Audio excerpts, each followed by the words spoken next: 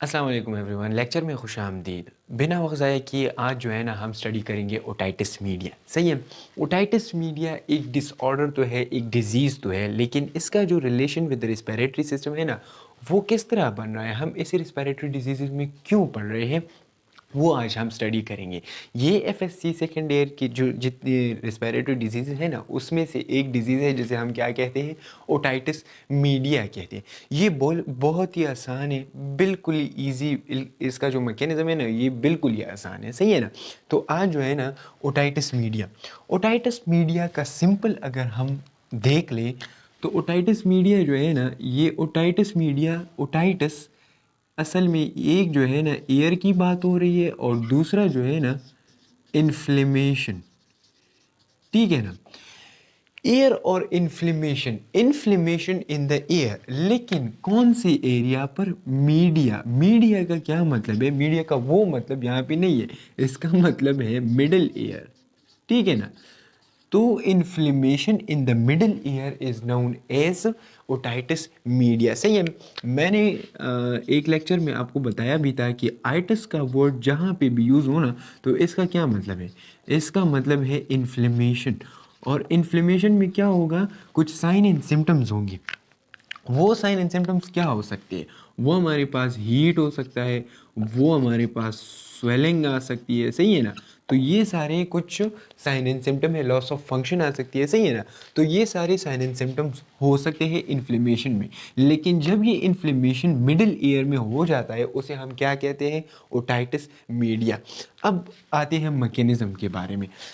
इसके ये जो काजेज़ है, ये जो सवेयर साइन एंड सिम्टम्स है ना, इसको हम स्टडी करेंगे, लेकिन ये बहुत आसान है। लेकिन मैकेनिज्म से पहले हम यहाँ पे एक स्टडी कर ले काजेज़ की। काजेज़ जो है ना, इसके मेन जो है ना चार कॉजेज़ हो सकती है। एक है एलर्जी, एक है इन्फेक्शन, एक है यूस्टेशियन ट्यूब ब्लॉकेज, ठीक है, और एक है न्यूट्रिशनल डिफिशिएंसी। मेनली अगर हम मैकेनिज्म में बात करेंगे ना, तो एयर जो है ना, एयर, ये हमारे पास 3 एरियाज है इसमें असल में। ठीक है ना। एक है हमारे पास आउटर एयर, ठीक है, दूसरा है मिडल एयर, ठीक है, और तीसरा जो है ना वो इनर एयर है। ठीक है। मैं इसकी एनाटॉमी की डिटेल में बहुत नहीं जाऊंगा क्योंकि यहाँ पे हमने मैकेनिज्म को स्टडी करना है। तो मिडल ईयर की हम बात करेंगे। यहाँ से ये जो एरिया है ना, ये आपको जो नज़र आ रहा है, ये वाला यहाँ से लेकर ये जो पिना है, इसे हम क्या कहते हैं? पिना। ठीक है ना। तो इस जगह से लेकर टिम्पेनिक मेम्ब्रेन तक ये एरिया, इसको हम क्या कहते हैं? Tympanic membrane. ठीक है ना। ये टिम्पेनिक मेम्ब्रेन है। और ये वाला एरिया जो है, ये वाला एरिया जिसमें हमारे पास क्या प्रेजेंट है? Ear bones.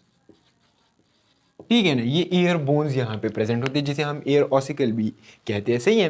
तो ये एयर ऑसिकल्स है और इस तरह यहाँ पे जो है ना कुछ और स्ट्रक्चर्स भी प्रेजेंट होते हैं, जो मैंने यहाँ पे ड्रा नहीं की क्योंकि यहाँ पे मैकेनिज्म जो है ना वो स्टेशन ट्यूब में हम डिटेल में जाएंगे। ठीक है। अब यहाँ पे देख लो, एलर्जी है, इन्फेक्शन है, स्टेशन ट्यूब की ब्लॉकेज है। लेकिन सिंपल सी बात है, अगर एलर्जी जो है ना, कुछ चीज़ों से आपको अगर एलर्जी है, ठीक है, तो उससे इन्फ्लेमेशन हो सकती है। क्योंकि ये जो एरिया है ना, ये हमारे पास असल में ये स्टेशन ट्यूब असल में एंड कहाँ पे होता है? ये एंड होता है नेजो पेरेंस पे। ठीक है ना। तो ये नेजो पेरेंस पे किस तरह एंड होता है? क्योंकि ये मिडिल एरिया हो गया, ये मिडिल। ठीक है। और ये स्टेशन ट्यूब यहाँ से आकर एंड कहाँ पे होता है? जो नेजोपेरेंस है ना, वहाँ पे एंड होता है। अब यहाँ पे स्टेशन ट्यूब का काम क्या है? तो यहाँ पे अब देख लो, ये एनाटॉमी हो गई। अब इसकी मैकेनिज्म को स्टडी कर लेते हैं। ये स्टेशन ट्यूब अगर ये ब्लॉक होगा ना, तो इसमें कुछ कॉजेज आ सकते हैं। ये स्टेशन ट्यूब यहाँ पे क्या कर रहा है? ये स्टेशन ट्यूब जो है ना, ये प्रेशर को बरकरार रखता है। क्या करता है? प्रेशर को बरकरार रखता है ऑफ द मिडिल ईयर। अगर यहाँ से कुछ सीक्रेट हो रहा है ना, कुछ डेड सेल्स यहाँ से सीक्रेट होंगे, तो वो डेड सेल्स कहाँ से आएंगे? ये स्टेशन ट्यूब से आएंगे और नेजोपेरेंस में इंटर होंगे। या तो हम उसे सॉल्व कर देंगे या हम कफ के ज़रिए उसको क्या कर देंगे, उसको हम जो है ना एक्सक्रीट कर देंगे थ्रू कफ। सही है। अच्छा, ये डेड सेल्स ये डेड सेल्स जो है ना आर जितने भी सिक्रीशंस है, सिक्रीशंस ये तो प्रोड्यूस होंगे क्योंकि होम्योस्टेसिस का जो मैकेनिज्म है वो तो स्टार्ट होगा ही। लेकिन असल में मसला कहाँ पे आ जाता है, मसला जो है ना ये यहाँ पे हो जाता है। अगर यहाँ पे क्या हो गया, यहाँ पे कुछ स्वेलिंग्स हो गई, अच्छा ये वाला देख लो, अगर यहाँ पे क्या हो गया, कुछ स्वेलिंग्स हो गई, ठीक है। तो जब यहाँ पे स्टेशन ट्यूब की ब्लॉकेज आ जाती है या इन्फेक्शन की वजह से यहाँ पे ब्लॉकेज आ जाती है या एलर्जी की वजह से यहाँ पे ब्लॉकेज आ जाती है, तो एक सिंपल सा मैकेनिज्म है, जितने भी यहाँ पे ये डेड सेल्स जो है ना प्रोड्यूस हो रहे थे, ठीक है, तो फिर ये यहाँ पे क्या होंगे, ये जो फ्लूइड है ना ये यहाँ पे क्या होगा, ये यहाँ पे जमा होगा, ठीक है। ये फ्लूइड क्या होगा, ये एक्यूमुलेट होगा। एक्यूमुलेट का मतलब ये है कि ये एक जगह पे क्या होगा, स्टक हो जाएगा, क्योंकि यहाँ से तो ये पास आउट नहीं हो सकते है ना। तो इस एक्यूमुलेशन की वजह से क्या हो सकती है, बैक्टीरिया को एक फेवरेबल इन्वायरमेंट मिल सकती है, ठीक है ना। जो ये जो बैक्टीरिया है ना इसको फेवरेबल इन्वायरमेंट मिल जाती है, फेवरेबल इन्वायरमेंट, और ये फेवरेबल इन्वायरमेंट क्या कर लेगा, ये फेवरेबल इन्वायरमेंट यहाँ पे बैक्टीरिया की बैक्टीरियल ग्रोथ स्टार्ट कर देगा। तो जब बैक्टीरियल ग्रोथ स्टार्ट हो जाएगी तो फिर यहाँ पे क्या हो जाएगा, एक इन्फ्लेमेटरी रिस्पॉन्स आ जाती है, ठीक है। क्योंकि हमने इन्फ्लेमेशन की बात की थी कि inflammation is a response to any type of injury. तो यहाँ पे एक तो है ना स्वेलिंग हो चुकी है या ब्लॉकेज आ चुकी है, और एक जो है ना यहाँ पे बैक्टीरियल इन्फेक्शन जो है ना वो भी खास हो जाती है, तो इन्फ्लेमेशन हो जाती है। तो जब ये इन्फ्लेमेशन होगा ना तो ये फ्लूइड जो है ना ये इस तरह अकुमुलेट होगा, ठीक है। ये फ्लूइड यहाँ पे अकुमुलेट हो जाते हैं, ठीक है ना। अब इसके कुछ कॉम्प्लिकेशंस भी हो सकते हैं, जब यहाँ पे जो है ना ये इस तरह अकुमुलेट हो जाता है। अब सिंपल सी बात है, जब यहाँ से ये जो है ना अकुमुलेट होगा और निकलेगा नहीं, तो इसका जो प्रेशर है ना वो क्या करेगा, वो हमारे पास कुछ कॉम्प्लिकेशंस जो है ना वो अराइज करेगा। यहाँ पे देख लो कॉम्प्लिकेशंस, वो कॉम्प्लिकेशंस क्या होंगे, वो कॉम्प्लिकेशंस जो है ना, it will damage tympanic membrane. ये एक जो है ना ये प्रेशर क्या करेगा, ये टिम्पैनिक मेम्ब्रेन्स को जो है ना ये डैमेज करेगा, ये इसको रैप्चर करेगा। दूसरा जो है ना क्या करेगा, ये जो ऑसिकल्स है ना, ऑसिकल बोन्स, ये इसको क्या कर देगा, डैमेज कर देगा, क्योंकि वहाँ पे फ्लूइड का जो है ना प्रेशर बहुत ज़्यादा है तो वो ख़राब कर देगा, ठीक है। और तीसरा जो है ना, जितने भी हम साइन एंड सिम्टम्स की बात कर लेते हैं ना, तो ये परमानेंट हेयरिंग लॉस आ सकती है। Permanent hearing loss, permanent hearing loss का मतलब ये है कि बिल्कुल जो हेयरिंग कैपेबिलिटी है ना वो ख़त्म हो जाती है, सही है। क्योंकि यहाँ पे ये जो एयर ड्रम है ना टिम्पैनिक मेम्ब्रेन, ये रैप्चर हो जाता है, सही है ना। और इस तरह ऑसिकल्स जो है ना वो भी डैमेज हो जाते हैं, तो क्या हो जाता है, जो हेयरिंग कैपेबिलिटीज़ है ना वो ख़त्म हो जाती है, सही है। तो सिंपल सा अगर हम इसकी मैकेनिज्म की बात कर लें ना, सिंपल मैकेनिज़्म की अगर हम इसकी बात कर लें, तो सिंपल एक मैकेनिज़्म अगर हम ब्लॉकेज की बात कर लें, तो सिंपल यहाँ पे एक जो है ना चिल्ड्रंस है, ठीक है ना, एक चिल्ड्रंस है जिसमें ये इन्फ्लेमेशन और ये ब्लॉकेज जो है ना वो हो सकती है, क्योंकि इसका जो स्टेशन ट्यूब है ना वो हॉरिजेंटल होता है। एक तो वो हॉरिजेंटल होता है और दूसरा जो है ना वो क्या होता है, शॉर्ट होता है। तो इसकी वजह से इसमें ये ब्लॉकेज और इन्फ्लेमेशन की चांसेस बहुत ज़्यादा हो सकते हैं, सही है। और दूसरा जो है ना एडल्ट से, ठीक है, तो एडल्ट्स में भी यही मैकेनिज़्म जो है ना हो सकता है कि यहाँ पे अगर स्वेलिंग हो गई, इन्फ्लेमेशन हो गई, असल में अगर हम इन्फ्लेमेशन की बात करें ना तो इसमें ये वाला साइन एंड सिम्टम स्वेलिंग, ठीक है ना। तो अगर स्टेशन ट्यूब में जो है ना खुदा ना ख्वास्ता क्या हो गया, इन्फ्लेमेशन हो गया, तो that inflammation will lead to the inflammation of the middle ear, and the inflammation of the middle ear will lead to the complications of the hearing capability। सही है ना।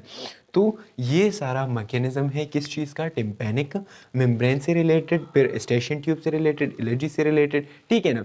तो ये सारा कॉम्प्लिकेशन है। अब यहाँ पे रिस्पिरेशन के साथ इसका क्या जो है ना लिंक है, तो सिंपल सी बात है, ये वाला ट्यूब जो है एस्टेशियन ट्यूब, ये कनेक्टेड किस चीज़ के साथ है, नेज़ोफेरेंस के साथ। तो अगर ये नेज़ोफेरेंस के साथ वहाँ पे ओपनिंग इसकी प्रेजेंट है या एंड इसकी प्रेजेंट है, तो जाहिर सी बात है ये क्या है, ये जो है ना रिस्पिरेटरी सिस्टम के साथ कनेक्टेड हो गया है। और दूसरी बात, हमने डेड सेल्स की बात की, सिक्रीशंस की बात की, तो वो सिक्रीशंस और वो डेड सेल्स कहाँ पे जा रहे हैं, मैंने बताया कि वो नेज़ोफेरेंस में जाएंगे, या तो हम कफ के ज़रिए उसको सिक्रीट करेंगे, एक्सक्रीट करेंगे, और या तो जो है ना वो स्टमक में जो है ना सॉल्व हो जाएंगे। सही है ना।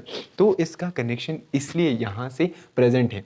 सही है। और एलर्जी की बात और इन्फेक्शन की बात, अगर एलर्जी है ना, तो एलर्जी सिंपल सी बात है, अगर पोलन ग्रेन्स है, डस्ट है, उस चीज़ से क्या हो सकती है, एलर्जी हो सकती है। तो वो एलर्जन जो है ना वो किस तरफ जा सकते हैं, वो जो है ना एस्टेशियन ट्यूब में जा सकते हैं। सही है। क्योंकि हम नोज़ के ज़रिए जो है ना सांस ले रहे हैं, तो उसका कनेक्शन हो सकता है। अच्छा, इन्फेक्शन की बात कर ली, तो इन्फेक्शन में जो है ना बैक्टीरिया से, ठीक है, जिसमें स्ट्रेप्टोकोकस नमूनिया जो है ना वो काज कर सकती है, और वायरस से, ठीक है ना। एस्टेशियन ट्यूब की ब्लॉकेज हो सकती है। अच्छा, न्यूट्रिशनल डिफिशिएंसी कैसे एक कॉज हो सकती है। न्यूट्रिशनल डिफिशिएंसी जो है ना वो है, इसमें एक रिसर्च हुई थी कि vitamin A and vitamin D is the most common cause of otitis media, जो एक्यूट ओटाइटिस मीडिया। इसमें असल में दो टाइप्स भी है, acute otitis media and chronic otitis media. सही है ना। वो कभी हम बाद में पढ़ लेंगे। सही है। वो आपके कोर्स में भी जो है ना इंक्लूडेड नहीं है, लेकिन मैं यहाँ पे बता दूँ कि न्यूट्रिशनल डिफिशिएंसी से क्या हो सकता है, विटामिन ए और डी की डिफिशिएंसी से ओटाइटिस मीडिया कॉज हो सकती है। सही है ना। अब इसके बाद जो है ना हम क्या करेंगे, इसके साइन एंड सिम्टम्स को पढ़ेंगे। साइन एंड सिम्टम्स क्या हो सकते हैं। अब सिंपल सी बात है, एयर में जो है ना क्या है, इन्फ्लेमेशन है, फ्लूइड प्रेजेंट है, ठीक है। तो आपको क्या होगा, सवेयर एयरिक होगा। एयरिक का क्या मतलब है कि सवेयर ईयर पेन होगा। ईयर में जो है ना आपको शदीद किस्म का क्या होगा, पेन महसूस होगा। दूसरा जो है ना डिफनेस, डिफनेस का मतलब ये है कि कोई बात जो है ना हेयरिंग कैपेबिलिटीज़ आपकी नहीं होंगी, ठीक है, उसे हम क्या कहते हैं, डेफनेस कहते हैं। फीवर एंड हेडेक हो सकते हैं। अब फीवर और हेडेक सिंपल सी बात है, फीवर क्या है, fever is a response. Fever एक डिजीज़ नहीं है। सही है।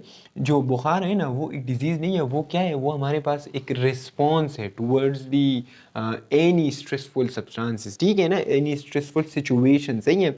जिसमें इन्फेक्शन हो सकती है, तो इन्फेक्शन में हमारे पास क्या है, फीवर भी आ सकती है। और हेडेक, हेडेक सिंपल सी बात है, अगर यहाँ पे प्रेजेंट है ना पेन, तो वो पेन क्या होगा, वो रेडिएट होगा। रेडिएट का मतलब ये है कि एक जगह पे प्रॉब्लम है, लेकिन उसका जो पेन है ना वो सराउंडेड एरिया में भी आपको क्या होगा, फील होगा। तो फीवर एंड हेड एक।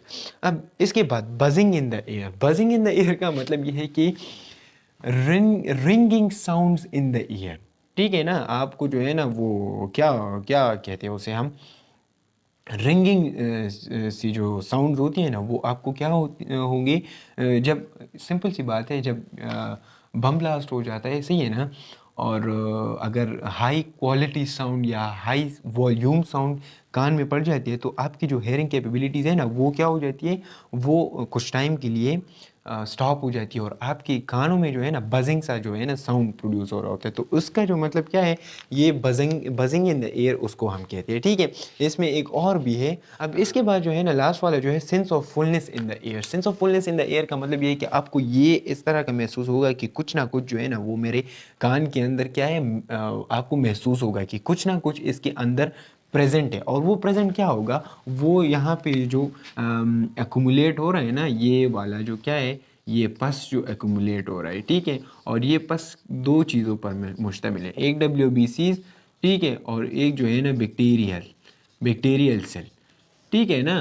तो ये पस जो है ना इसकी वजह से आपको फुलनेस इन दी एयर का जो सेंस है ना वो आपको आएगा। सही है। तो ये कुछ साइन एंड सिम्टम्स हो गए ओटाइटिस मीडिया के। अब इसके बाद हम क्या स्टडी करेंगे, एक चीज़ वो जो है ना ट्रीटमेंट। सही है। अच्छा, अब हम बात कर लेते हैं इसकी ट्रीटमेंट के हवाले से। सही है।